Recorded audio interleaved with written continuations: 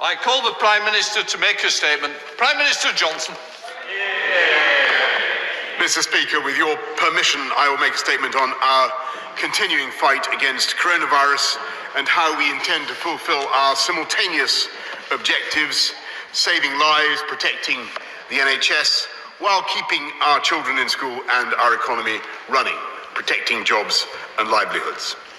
This morning, the Deputy Chief Medical Officer set out the stark reality of the second wave of this virus. The number of cases has quadrupled in the last 3 weeks. There are now more people in hospital with COVID than when we went into lockdown on March the 23rd, and deaths are already rising. And of course, there are those who say that on that logic, we should go back into a full national lockdown of indefinite duration, closing schools and businesses, telling people again to stay at home, as we did in March, once again shuttering our lives and our society. I do not believe that would be the right course. We would not only be depriving our children of their education, we would do such damage to our economy as to erode our long-term ability to fund the NHS and other crucial public services. And on the other side of the argument, there are those who think that the patience of the public is now exhausted, that we should abandon the fight against COVID, stand aside, let nature take her course, and call a halt to these repressions of liberty. And of course, I understand those emotions, I understand the frustration of those who've been chafing under the restrictions, the sacrifices they have made. But if we were to follow that course, Mr. Speaker, and let the virus rip, then the bleak mathematics dictate that we would suffer not only an intolerable death toll from COVID, we would put such a huge strain on our NHS with an uncontrolled second spike that our doctors and nurses would be simply unable to devote themselves to other treatments for cancer, for heart disease, and hundreds more that have already been delayed and that would be delayed again with serious long-term damage to the health of the nation. And I'm afraid it is no answer to say that we could let the virus take hold among the young and fit while shielding the elderly and vulnerable, because the virus would then spread with such velocity in the general population that there would be no way of stopping it from spreading among the elderly. And even if the virus is less lethal for the under 60s, there will still be many younger people for whom, alas, it remains lethal. So, Mr. Speaker, we don't want to go back to another national lockdown. We can't let the virus rip. And so we've followed, since June, a balanced approach with the support of many members across the House to keep the R down while keeping schools and the economy going, and controlling the virus by changing our behaviour so as to restrict its spread. That's why we have the rule of 6, and we have restrictions such as a 10 p.m. closing time on our hospitality sector. And Mr. Speaker, I take no pleasure whatsoever in imposing restrictions on these businesses, many of which have gone to great lengths to reopen as safely as possible. Nor do I want to stop people enjoying themselves. But we must act to save lives. And the evidence shows that in changing our behaviour, in restricting transmission between us, our actions are saving lives. Left unchecked, each person with the virus will infect an average of between 2.7 and 3 others. But SAGE assess that the current R nationally is between 1.2 and 1.5. So we're already suppressing that R to well below its natural level, which is why the virus is not spreading as quickly as it did in March. But we need to go further. In recent months, we have worked with local leaders to counter local spikes with targeted restrictions. But this local approach has inevitably produced different sets of rules in different parts of the country that are now complex to understand and to enforce. So, just as we simplified our national rules with the rule of 6, we will now simplify and standardise our local rules by introducing a 3-tiered system of local COVID alert levels in England, set at medium, high and very high. The medium alert level will cover most of the country, and will consist of the current national measures. This includes the rule of 6 and the closure of hospitality at 10 p.m. The high alert level reflects the interventions in many local areas at the moment. This primarily aims to reduce household-to-household transmission by preventing all mixing between different households or support bubbles indoors. In these areas, the rule of 6 will continue to apply outdoors, where it is harder for the virus to spread in public spaces as well as private gardens. Most areas which are already subject to local restrictions will automatically move into the high alert level. As a result of rising infection rates, Nottinghamshire, East and West Cheshire, and a small area of High Peak will also move into the high alert level. The very high alert level will apply where transmission rates are rising most rapidly and where the NHS could soon be under unbearable pressure without further restrictions. In these areas, the government will set a baseline of prohibiting social mixing indoors and in private gardens and, I'm sorry to say, closing pubs and bars. We want to create the maximum possible local consensus behind this more severe local action. So in each area, we will work with local government leaders on the additional measures which should be taken. This could lead to further restrictions on the hospitality, leisure, entertainment, or personal care sectors. But retail, schools, and universities will remain open.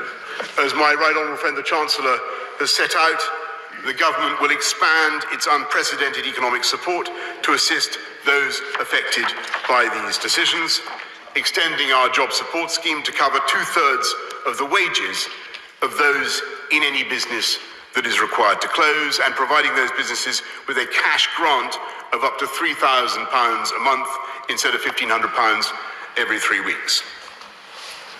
We will also provide local authorities across England with around £1 billion of new financial support on top of our £3.6 billion Towns Fund.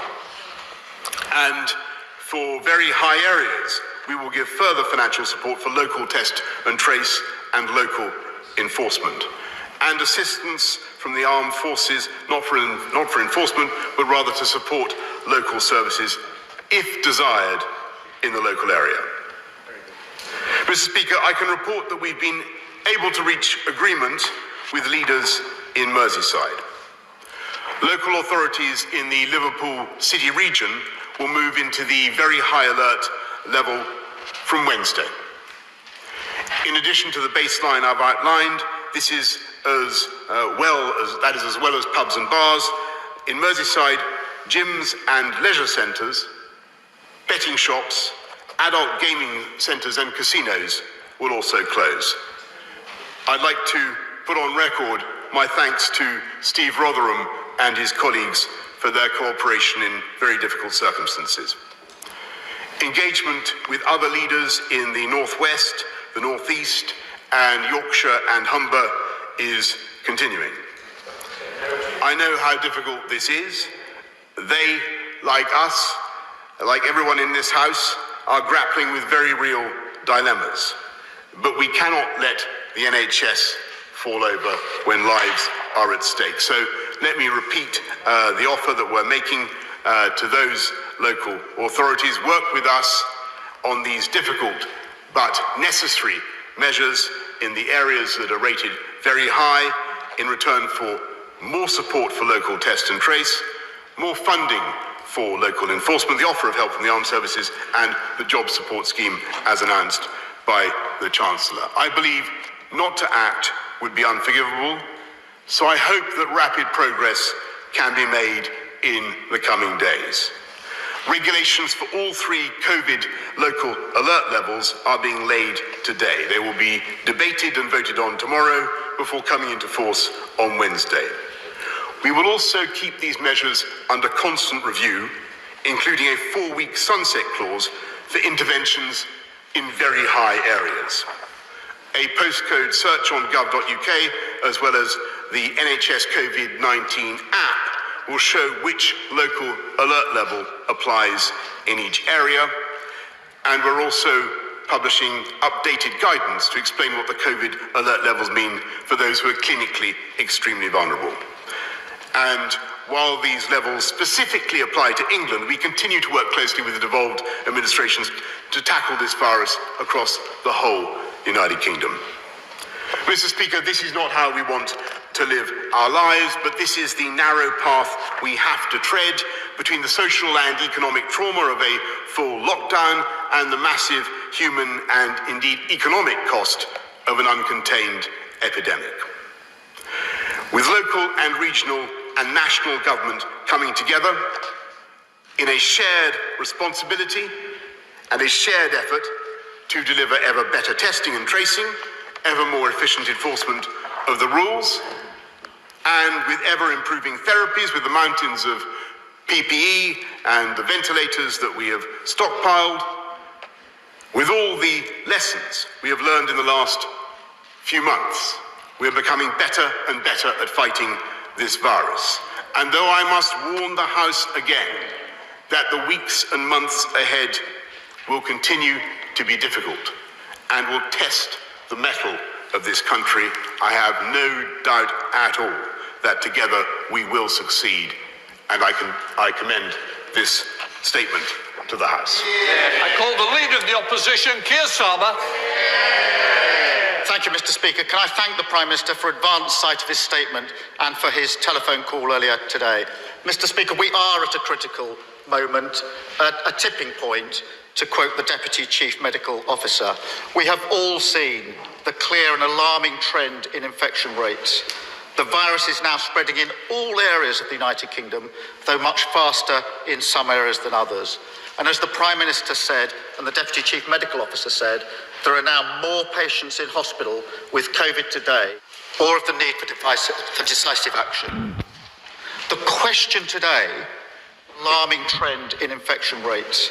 The virus is now spreading in all areas of the United Kingdom, though much faster in some areas than others.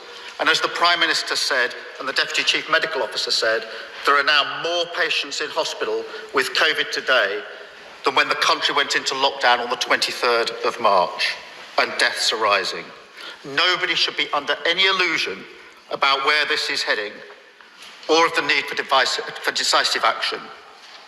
The question today is whether the restrictions announced by the Prime Minister can bring the country back from the brink, whether they can regain control of the virus and provide the support and confidence that local businesses and communities need. That's how high the stakes now are. So we will consider the package, we will look at the small print of the Prime Minister's statement, we will discuss them with local mayors, councillors and leaders in the areas most affected. And we'll scrutinise the economic package that sits alongside them.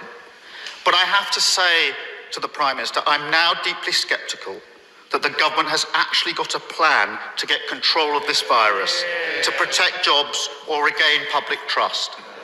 We've tried to give the Prime Minister the benefit of the doubt, but it increasingly feels like the Prime Minister is several steps behind the curve and running to catch up with a virus that he has lost control of long ago. It was less than 3 weeks ago, 22nd of September, that the Prime Minister came to this House to announce new restrictions. He said then that the measures he was introducing then would, I quote, curb the number of daily infections, that those restrictions were carefully judged to achieve the maximum reduction in the R number. That hasn't happened. Those measures have not worked. We wouldn't be here today if they had. And there's a pattern here. On the 1st of July, the Prime Minister told us of his new whack-a-mole strategy to control local outbreaks. 20 areas have now been in restrictions for over 2 months. 19 have seen their infection rates rise, some by very large amounts. So those measures have not worked either. In May, the Prime Minister boasted of a world-beating track and trace system. He told us it would be a real game changer in the fight against the virus. We've debated this many times since, but last week the figures were the worst yet. The Prime Minister promised 100% of test results would be turned around in 24 hours.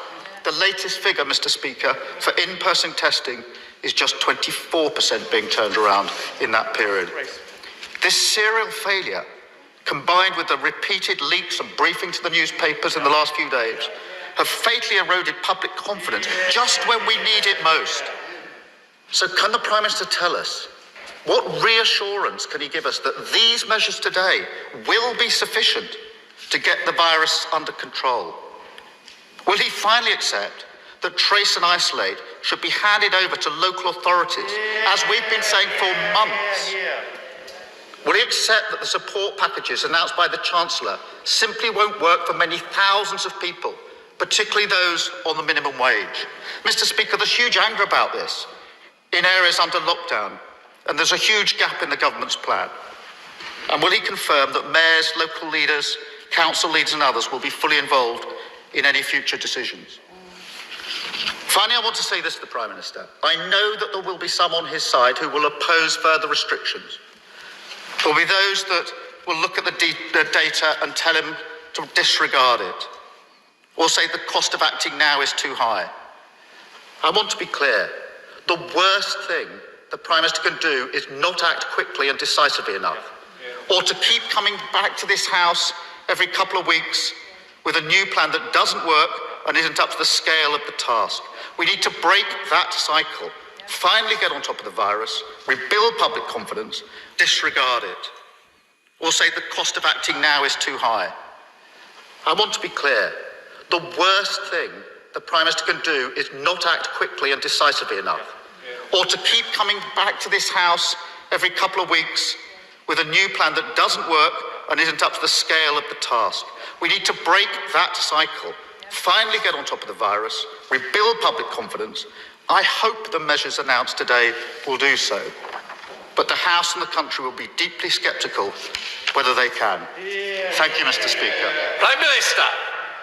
Well, Mr. Speaker, we've had a slight change of tack, in my view, from the right honourable gentleman who has hitherto been willing to support the measures that this government is putting in place to restrict the spread of coronavirus, and we now see an equivocation. He wants it both ways.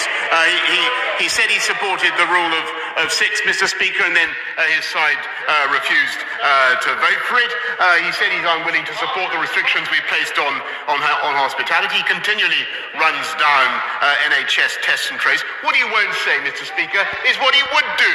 And what he won't say is exactly how he would propose to get this virus down without those kinds of restrictions. If he supports the Tier 3 measures that Merseyside City Region have rightly put into place today, then he should say so today. He should have the guts to say so to local leaders across the country, that he supports those measures. He encourages them to go into Tier 3. I think it's a stunning silence that we've heard from the right honourable gentleman. We, by contrast, Mr. Speaker, are working with those local leaders to put in the measures that will protect their populations, protect the NHS, keep our economy moving and drive the virus down. That is our collective endeavour, and I strongly urge him to work out where he stands, to stop flip-flopping from one side to the next, or rather to go back to his previous position, which was support for restrictive measures where necessary to drive the virus down. Duncan Smith. Mr. Speaker, can I welcome my right honourable friend's statement and recognise that these are difficult times and my right honourable friend has to make very difficult and economic damage against the need to save our fellow citizens. But in all of this, there is one positive point that's come out, which is rarely referred to, and that is that the death rate at the moment has fallen from 3% in June to 0.6%, which has to be seen as possibly part of what the government is trying to do. And given that, so the strategy of the government is therefore to drive down the infection rate, quite legitimately, I understand that, while searching for a vaccine. I just simply want to raise to my honourable friend that others have said, and the scientific advisors have said as well, that there's a lot of talk at the moment about the antivirals. These two antivirals that have now arrived, remdesivir and ivermectin. And given the government's objective, therefore, to drive the infection rate, also underneath that, surely given the age of death at the moment averaging 82.4, shouldn't we now make these antivirals much more widely available at the earliest opportunity through GPs and every other doctor to get them to those people to reduce the likelihood, A, of bringing themselves into hospital and then dying? And just tell with everybody, can we move short, punchy answers and questions? Allow to get through everybody on this. Prime Minister. Well, Mr. Speaker, he's of course right that we have better treatments, but alas, the death rate has risen many times over just in the last few weeks, 6 times over just in the last few weeks, and we have no choice under these circumstances, with more people being admitted into hospital every day, to get the virus down. Let's head up to Scotland with the leader of the SNP, Ian Blackford. Ian Blackford. Thank you, Mr. Speaker. Over recent weeks, we've all witnessed the worrying trends of infection, the upsurge in hospitalisations, and sadly the increase in death. The danger of the virus is self-evident. We know that we are at a tipping point. So today must be a turning point. A turning point when we must once again act collectively and get back to the absolute priority of suppressing the virus, protecting the NHS and saving lives. So can I ask the Prime Minister, is the policy to bring the R rate below 1 through the highest level interventions being proposed? Mr. Speaker, since the beginning, we've known that mass testing is vital. Any delays in the processing of tests slow the start of contact tracing. Can the Prime Minister advise what proportion of tests in the last 7 days took longer than 48 hours to be taking to ensure there is no backlog in processing from the Lighthouse labs? Mr. Speaker, if today is to be a turning point, then the UK government needs to carry out another U-turn on financial support for workers. It is blindingly and blatantly unfair. Just as health restrictions are being strengthened, economic support is being weakened. The Chancellor needs to finally wake up to that logic. No more last-minute half-baked economic announcements. Even Tory backbenchers in the North of England are calling for furlough to be maintained at 80% of wage support. Will the Prime Minister give some certainty and security to businesses and workers? Will he finally instruct his Chancellor to extend the full furlough scheme beyond October? Businesses and workers must not pay the price for managing the lockdown with closures and unemployment when their businesses would be viable post these special measures. Can the Prime Minister also confirm that devolved administrations will be able to trigger the financial support directly without requiring approval from the UK government when they choose to an area under restrictions to help reduce the spread of the virus? And finally, on universal credit and support for the most vulnerable. Mr. Speaker, last Wednesday, Prime Minister's question, the Prime Minister suggested I ask him again on his government's plan to maintain the lifeline of the uplift in universal credit support. So now that he has had another week to consider it, will he do the right thing and make the £20 universal credit uplift permanent? Thank you. Well, Mr. Speaker, on NHS test and trace, capacity has massively increased, and as he knows, to 312,000. He asked what steps we're taking. We're introducing new testing sites. I think 500 new testing sites. We're introducing more labs for testing, and he asked also about what we can do to get the virus down, the measures that we're taking, Mr. Speaker. And he's completely right that it depends on enforcement, it depends on testing and tracing, Mr. Speaker. But it also depends on each and every one of us following the guidance, working together to get the virus down, and that is what I hope that he will encourage everyone to do. On the excellent point that he raises about support for businesses that are going to be affected by the latest measures, I would just stress that the Chancellor's latest job support scheme at 67% is highly competitive with all other European countries, indeed more generous than